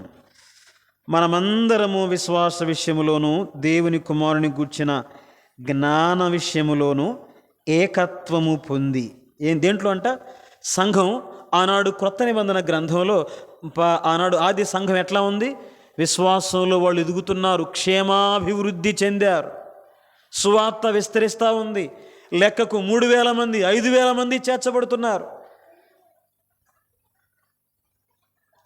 కొంతమంది ఆస్తి పాస్తులమ్మి దేవుని సేవకి అపోస్తలుల పాదం దగ్గర పెట్టారు. ఇంటింట రొట్టె విరుస్తూ ఉన్నారు. ఏమీ కొదువు లేని వారుగా అందరూ పంచుకొని సమిష్టిగా ఉన్నారు. ఆనందాన్ని అనుభవిస్తూ ఉన్నారు, సంతోషంగా ఉన్నారు, సమానంగా ఉన్నారు. అలాంటి క్షేమాభివృద్ధి చెందుతూ ఉన్నారు. ఇప్పుడు కూడా విశ్వాసములో ఎట్లా, సంఘములో నీవుని ఎట్లా ఉండాలా? ఏమని చెప్తున్నాడు?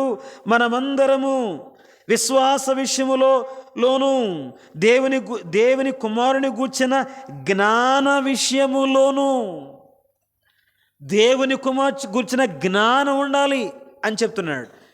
నేను చెప్పాను కదా, ఏ జ్ఞానం అంటే అనుసరించే జ్ఞానం, ఆరాధించే జ్ఞానం ఉండాలి. ఏం జ్ఞానం?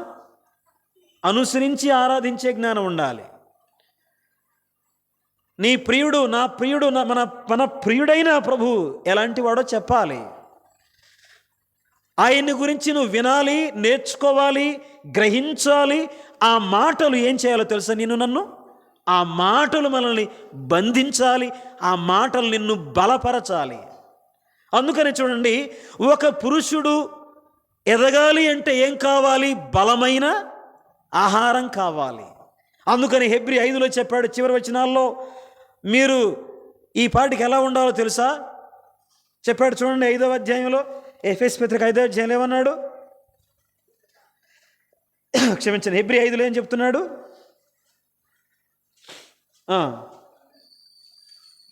12 నుండి, కాలమును బట్టి చూచితే 5:12, కాలమును బట్టి చూస్తే మీరు బోధకులుగా ఉండవలసిన వారై ఉండగా దేవోక్తులలో మొదటి మూల పాఠములను ఒకడు మీకు మరలా బోధింపవలసి వచ్చాను. మీరు పాలు త్రాగవలసిన వారే గాని బలమైన ఆహారము తినగలవారు కారు. బలమైన ఆహారం అనే ఒక పదం వాడాడు, కానీ ఆ పదాన్ని కింద చెప్పాడు. అసలు ఆ బలమైన ఆహారం ఏంటో చెప్పాడు. ఈ రాత్రి దాన్ని మనం చూడండి. మరియు పాలు త్రాగు ప్రతివాడును శిశువే గనుక నీతి వాక్య విషయములో అనుభవము లేనివాడై ఉన్నాడు.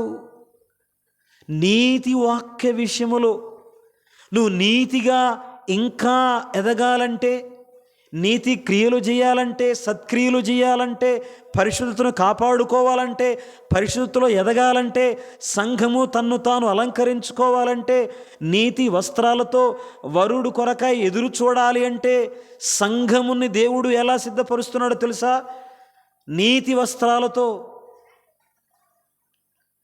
నీతి వాక్య విషయములో అనుభవము లేనివాడై ఉన్నాడు. వయస్సు వచ్చిన వారు అభ్యాసము చేత మేలు కీడులను వివేచించుటకు ఏం చేయాలా? ఇప్పుడు చిన్నపిల్లలకి ఏమైనా చెప్తే అర్థమైద్దా? మేలు కీడులు తెలియదు కదా. వయస్సు వచ్చిన వారు మేలు కీడులు వయసు వచ్చిన వారు అభ్యాసము చేత మేలు కీడులను వివేచించుటకు సాధకము చేయబడిన జ్ఞానేంద్రియములు కలిగి ఉన్నారు గనుక బలమైన ఆహారము వారికే తగును అన్నాడు. బలమైన ఆహారం వారికే తగిద్ది అన్నాడు. అనుభవ జ్ఞానం కావాలి, అభ్యాసం కావాలి, బలమైన ఆహారం కావాలి. బలమైన ఆహారం ఏంటో తెలుసా? ప్రభు అయిన యేసు క్రీస్తు వారిని గురించిన లోతైన సంగతులు. మనల్ని విశ్వాస విషయంలో కానీ, లేక మనల్ని మరి దేవుని కుమారుని గురించిన జ్ఞాన విషయంలో ఏకత్వం పొందడానికి మరలా రండి, 4:11 రండి. ఎఫెసీ 4:11-12. మనమందరము విశ్వాస విషయములో దేవుని కుమారుని గూర్చిన జ్ఞాన విషయములోను ఏకత్వం పొంది సంపూర్ణ పురుషుల మగు వరకు, అనగా క్రీస్తునకు కలిగిన సంపూర్ణతకు సమానమైన సంపూర్ణత కలవారు మగు వరకు ఆయన ఇలాగూ నియమించను. సమానమైన యేసు ప్రభువును కలిగిన సమానమైన సంపూర్ణత రావాలంటే సంఘమనే ఈ పురుషునికి ఏం కావాలి? విశ్వాసం కావాలి, యేసు ప్రభువును గురించిన జ్ఞానం కావాలి. సంఘానికంట యేసు ప్రభువును గురించిన జ్ఞానం కావాలి, యేసు ప్రభువును గురించిన బోధ కావాలి. దేని విషయంలో? విశ్వాస విషయములో, నీతి విషయములో, ప్రేమ విషయములో, పరిశుద్ధత విషయములో, వెలుగు విషయములో, ప్రభువుకి ఏది ప్రీతికరమైందో, అంతరంగ పురుషునిలో శక్తి కలిగి ఆత్మ వలన బలపరచబడి యేసు ప్రభువు యొక్క వాక్యము సంపూర్ణంగా మనలో ఉండాలి. ఆ వాక్యం మనలో ఏం చేయాలి? ఓర్పు విషయములో, సహనం విషయంలో, భక్తి విషయములో, ఒకరి భారం ఒకరు భరించే విషయాల్లో, ఒకరినొకరు క్షమించే విషయాల్లో మనల్ని బలపరిచేదిగా ఉండాలి. కొన్ని చోట్ల సంఘాల్లో ఎలా ఉంటుందంటే మనం గమనిస్తే ప్రియులారా, ఒక కుటిలత్వం, కుయుక్తి, శరీరం పనిచేయడం, స్వార్థం, తమ స్వార్థం కోసం దేవుని సంఘాన్ని పొడు చేయడం, తమ స్వార్థం కోసం సంఘములో ప్రియులారా మరి సంఘ యొక్క ఎదుగుదలకు ఆటంకంగా ఉండడం ఎన్నడూ చేయరాదు. దేవుడు ఎందుకని ఆయన అద్భుతమైనటువంటి వనరులు ఏర్పరిచాడు సంఘానికి. కొన్ని ఈవులు ఇచ్చాడు, వనరులు ఇచ్చాడు, క్రమాన్ని పెట్టాడు. ఇందులో దీనికి సంఘానికి ఒక దివ్యమైనటువంటి సౌందర్యాన్ని తీసుకొస్తున్నాడు, సంపూర్ణతను తీసుకొస్తున్నాడు. ముడత మచ్చ కళంకము లేనిదిగా చేయాలని, తన ఎదుట నిలబెట్టుకోవాలని దేవుడు కోరుతున్నాడు. ఇందులో సంఘం అంటున్నాం కానీ ఆ సంఘంలో ఉన్న నేనున్నా, నువ్వు ఉన్నావు. సంఘం అనే మాట చెప్పాడు, అందులో మీరు అంటాడు. మనము, నీవు నేను. పరమనందు ప్రియులారా, అదిగో ఈ పురుషుడు నూతన పురుషుడు. అందుకనే చూడండి, పాతవై గతించిన ఇదిగో క్రొత్త సమస్తమును క్రొత్తవై, క్రీస్తునందున్న వారు క్రొత్త సృష్టి, నూతన సృష్టి అన్నాడు. ఎవరైతే ప్రభువైన యేసుక్రీస్తును నమ్ముకుంటారో వారు దేవుని వలన జన్మించబడి సాతాను పిల్లలుగా, దయ్య పిల్లలుగా ఉన్నవారు దేవుని పిల్లలు అవుతారు. నరకంలో ఉన్నవారు, నరకానికి వెళ్ళేవారు పరలోకంలో చేర్చబడతారు, జీవగ్రంథంలో పేరు రాయబడతారు. చీకట్లో ఉన్నవారు వెలుగవుతారు, చనిపోయిన వారు జీవిస్తారు, మరణిస్తారు, సమృద్ధి అనే జీవాన్ని పొందుతారు. మరణం, జీవం. తీర్పులో ఉన్నవారు, తీర్పుకు వెళ్ళేవారు తీర్పు లేనివారుగా అవుతారు. యేసు ప్రభువులో తీర్పు లేదు నీకు నాకు. ప్రభు నమ్ముకోని వారు నమ్ముకోనండి ప్రియులారా. ఇలాగూ నూతన సృష్టిగా చేసి, నూతన పురుషునిగా చేసి, ఈ నూతన పురుషునికి, ఈ సంఘానికి, నీకు నాకు నూతన పురుషునికి ఏం ధరింపజేయాలో తెలుసా? ఏం ధరించాలి? నూతన పురుషుడు ఒక పిల్లడు ఉన్నాడు, బట్టలు కొంటాం లేదా? ఎక్కువ మంది తెగ బట్టలు కొన్నారా లేదా? మొన్న ఈ మధ్యకాలంలో బాగా బట్టలు కొన్నారా లేదా? బట్టలు కొన్నాము లేదా? ఈ నూతన పురుషునికి ఏం చేయాలి? పిల్లవాడికి ఏం తెలుసా? అనేది ఈ పురుషునికి ఏం ధరింపజేయాలన్నాడు. ఏం ధరింపజేయాలి తెలుసా? క్రీస్తును ధరింపజేయండి అంటున్నాడు. అదే 4వ అధ్యాయంలో చెప్తూ వచ్చాడు. 4వ అధ్యాయంలో చూడండి, నేను ఆ మాటలకు చదువుకుని ముగించుకుందాం. చూడండి, 4వ అధ్యాయంలో మనం చూసినట్లయితే ఈ నూతన పురుషుడు సంపూర్ణతలోకి వెళ్ళాలి అని చెప్తున్నాడు. అయితే ఎలాగూ సంపూర్ణతలోకి వెళ్ళాలా, ఏ విషయాల్లో వెళ్ళాలో చెప్పాడు. ఎలాగూ వెళ్ళాలా అంటే వేటి వల్ల వెళ్ళాలా ఇలా పెట్టాడు. పెద్దలు, పరిచారకులు, సేవకుల్ని ఇచ్చాడు అని చెప్పాడు. ఆ తర్వాత ఏమన్నాడు చూడండి, 4వ అధ్యాయం, ఎఫెసీయులకు రాసిన పత్రిక 4వ అధ్యాయము 15వ వచనం చదువుదాం. ప్రేమ కలిగి సత్యము చెప్పుచు క్రీస్తు వలె నుండుటకు మనం అన్ని విషయములలో ఎదుగుదము అన్నాడు. ఈ పురుషుడు ఏం కావాలా అంటే, ఈ పురుషునికి సంపూర్ణత రావాలి. యేసు ప్రభువులాగా మనం ఏం చేయాలంటే, మనం ఎదగాలి. యేసు ప్రభువులాగా ఉండాలంట. మనం ఒకరితో ఒకరు అబద్ధాలు ఆడొద్దు అని చెప్తున్నాడు. సత్యమే చెప్పండి అంటున్నాడు. ఎందుకంటే మీరు ఒకరికొకరు అవయవాలై ఉన్నారు, ఒక శరీరమే. ఇప్పుడు నా కుడి చెయ్యి ఎడం చేత అబద్ధం ఆడిద్దా? మీరు అవయవాలై ఉన్నారు కాబట్టి ఒక్కొక్క శరీరమే. ఏ ఒక్క శరీరం తనతో అబద్ధం ఆడిద్దా? అబద్ధం ఆడదు. కాబట్టి అబద్ధాలు ఆడబాకండి అని చెప్తున్నాడు. చెప్తూ అంటాడు కింద. తర్వాత ఏమంటాడు చూడండి, తర్వాత మాట్లాడుతూ, నేను కిందకి దాటి వస్తూ ఉన్నాను ప్రియులారా. 19వ వచనం చదువుకున్నాము మనము, 4:19 చదువుకున్నాము ఆల్రెడీ. 20-21 వచనాలు చదువుతాం చూడండి. అయితే మీరు యేసును గూర్చి విని ఆయన యందలి సత్యం ఉన్నది ఉన్నట్టుగానే ఆయన యందు ఉపదేశింపబడిన వారైన ఎడల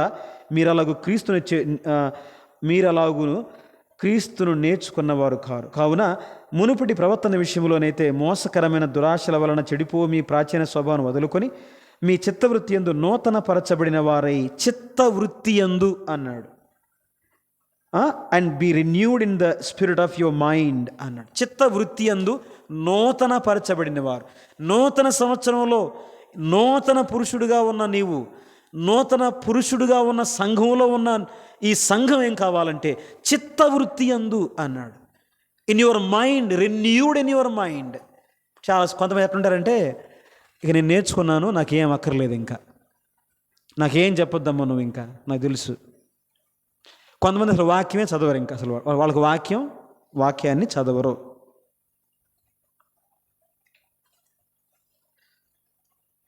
ఈ వ్యక్తి ఎదగాలంటే పాలు తాగాలా, బలమైన ఆహారం తినాలా, బట్టలు వేసుకోవాలా, క్రీస్తుని ధరించుకోవాలా, క్రీస్తు వాక్యమైన పాలు తాగాల, యేసు ప్రభు యొక్క బోధ వినాలా. ఇన్ని చెప్పాడు. ఆయన గుర్చిన జ్ఞానాన్ని ఎరగాల, మంచి చెట్లు ఎరగాల. ఇవన్నీ చెప్పుకుంటూ వస్తూ నూతన పరచబడిన వారై, నీతియు యథార్థమైన భక్తియు గలవారై, దేవుని పోలికగా సృష్టింపబడిన నవీన స్వభావమును ధరించుకొనవలెను అన్నాడు. నవీన స్వభావాన్ని ధరించుకోవాలి. నవీన స్వభావం. ప్రభునందు ప్రియులారా, దేవునిలో వాస్తవంగా నేను ముగిస్తా ఉన్న సమయం అయిపోయింది. నవీన స్వభావాన్ని ధరించుకోవాలి. దేవునిలోనే వాస్తవంగా చెప్పాలంటే నూతనత్వం దేవునిలో ఉంది. నూతనత్వం దేవునిలో ఉంటుందన్నమాట. ఆయన ఏం చేశాడు? విలాప వాక్యములు 3:23 ఏమన్నాడు? అనుదినము నూతనముగా ఏం పుడుతుంది మన పట్ల? ఆయనకి వాత్సల్యత పుడుతుంది. ప్రతి దినము మనల్ని నూతనంగా మన మీద దేవుడు వాత్సల్యత చూపుతాడంట. అనుదినము ఆయన మా భారము భరించుచున్నాడు అన్నాడు. అనుదినము మనల్ని భరించేవాడు, అనుదినము వాత్సల్యత చూపేవాడు. ఆయనలో ఉన్న ఎంత దివ్యమైన, గొప్ప, అసమానమైన లక్షణాలు ప్రియులారా నూతనంగా మనల్ని దర్శిస్తూ ఉన్నాయి. విడువక నీడల కృప నేను చూపుతున్నాను. శాశ్వతని ప్రేమతో ప్రేమిస్తున్నాను. విడువక నీడల కృపను చూపుతున్నాను. కాబట్టి ఈ సమయంలో ఈ నూతన పురుషుడు, సార్వత్రిక సంఘం, ఈ సంఘంలో ఉన్న నూతనంగా అంటే ఈ నూతన సృష్టిగా చేయబడ్డ నీవు నేను నూతన స్వభావాన్ని, మరి చిత్తవృత్తి యందు నూతన పరచబడుతూ, విశ్వాస విషయములో, నీతి విషయములో, భక్తి విషయములో ఎదుగుతూ ఏకత్వాన్ని పొంది యేసు ప్రభువును కలిగిన సమానమైన సంపూర్ణతలోకి మనం సాగాలని, ఎదగాలని దేవుడు కోరుతా ఉన్నాడు. సంపూర్ణతలోకి వెళ్ళాలని దేవుడు కోరుతున్నాడు. అందుకనే దేవుని ఆత్మతో కలుసుకుని వాడు ఏకాత్మై దేవునితో కలుసుకున్నాడు. ఎలా ఉన్నాడు? 6:17 అన్నాడు కదా మొదటి కొరింథీ. దేవునితో కలుసుకుని వాడు ఏకాత్మై ఉన్నాడు అన్నాడు. ఎఫెసు పత్రిక 5వ అధ్యాయం చివరి వచనాల్లో ఏమంటాడు తెలుసా? పురుషుడు తన తల్లిని తండ్రిని విడిచి భార్యను హత్తుకున్నాడు, వారు ఏక శరీరమై యుందురు. నేను సంఘమును గురించి, క్రీస్తుని గురించి, సంఘాన్ని గురించి మాట్లాడుతున్నా అన్నాడు. అంటే సంఘం క్రీస్తు ప్రభు, ఆయన వరుడు వధువు. అంటే ఈ ఏకత్వం ఎందుకు చెప్తుండే తెలుసా? ఆయనలో పెట్టుకున్నాడు మనల్ని. ఆయనలో మనల్ని పెట్టుకొని అంటే ఆయనలాగా మారాలని కోరుకోవడానికి ఇవన్నీ చెప్తున్నాడు. కాబట్టి 4 ఈ metaphors about the universal church గురించి మనం చూసాం. అందులో ఒక అంశాన్ని నూతన పురుషుడు, మరి అన్యజనులు, ఇశ్రాయేలీయులు ఏకంగా చేయబడ్డారు. దేవుడు కోరుతున్న సంపూర్ణతలోకి సాగుటకు పరిశుద్ధాత్మ దేవుడు మనందరికీ అట్టి కృపను దయచేయునుగాక. దేవుని నామం ఘనపరచబడునుగాక. మీ అందరికీ ప్రభువైన యేసుక్రీస్తు నామములో ప్రేమ వందనాలు.